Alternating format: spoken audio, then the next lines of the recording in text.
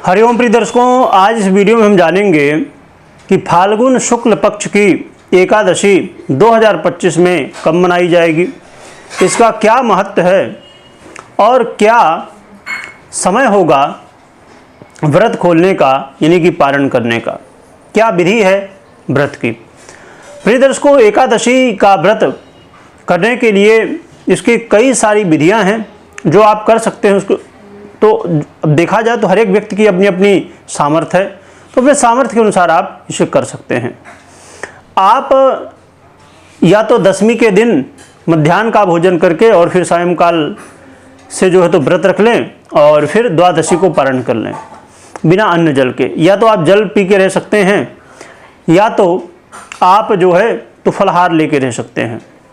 इसमें रात्रि जागरण का बड़ा महत्व है। एकादशी के दिन रात्रि जागरण करें, या तो आप नहीं कर सकते हैं तो आप फिर एकादशी के दिन व्रत रखें और द्वादशी के दिन पारण करें। ये भी नहीं कर सकते हैं तो आप एकादशी के दिन स्नान आदि से सुबह निवृत्त हो जाएं और फिर जो है संध्या काल के बाद फिर पारण कर ले सकते हैं। तो ये कई तरह की विधियां हैं जो आपकी समर्थ हो उसके अनुसार आप कर सकते हैं।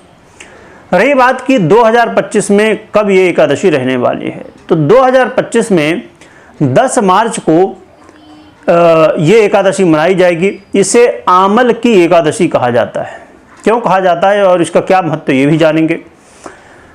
तो ये 10 मार्च को मनाया जाएगा एकादशी, आमल की एकादशी, और 11 मार्च को सुबह 7:15 बजे से लेकर 8:15 बजे तक आप पारण कर सकते हैं। तो ये होगा पारण का समय। अब रही बात कि इसका क्या महत्व है, इसका बहुत ही महत्व है। इसमें विशेष रूप से आंवला जो वृक्ष होता है, आंवले का जो फल होता है, पत्तियां होती हैं, यानी आंवले का बड़ा महत्व है। इसका नाम ही है आमल की एकादशी, क्योंकि आंवले के वृक्ष को सर्वदेवमय माना गया है।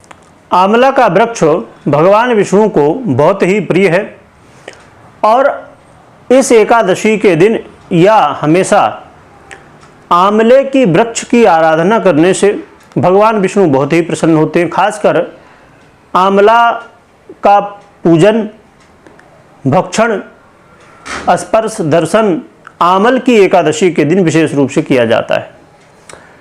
आंवला की पूजन करने से, दर्शन करने से हजारों गायों का दान करने के बराबर पुण्य प्राप्त होता है और अपने जीवन में आप सफलता भी प्राप्त करते हैं और आपके जीवन में चाहे शत्रु भय हो या किसी तरह का भय हो, उससे भगवान विष्णु आपकी रक्षा करते हैं। इसकी बड़ी ही प्रसिद्ध कथा है जिसे हम आने वाले समय में जानेंगे कि भगवान विष्णु ने, एक महान व्यक्ति थे जिन्होंने आमल की एकादशी का व्रत किया था, तो उनकी रक्षा की थी। और देखा जाए तो ये जो व्रत है ये संपूर्ण इच्छाओं को पूर्ति करने वाला और पापों का क्षय करने वाला और आपकी रक्षा करने वाला और आपके अनंत पुण्यों का उदय माना जाता है। तो इस दिन विशेष रूप से आंवले के वृक्ष की पूजन करें यदि आपके पास उपलब्ध हो कहीं आसपास। यदि नहीं उपलब्ध हो तो चाहे आप गांव में रहते हों चाहे शहर में रहते हों, बड़ी ही आसानी से आंवले के फल मिल जाते हैं। तो इस दिन आप भगवान विष्णु को आंवले के फल चढ़ा सकते हैं पूजन में। विशेष रूप से पत्तियां मिल जाए तो वो अर्पित कर सकते हैं और इसका जो फल होता है आंवले के वृक्ष का, उसे आप फलाहार के रूप में भक्षण भी कर सकते हैं।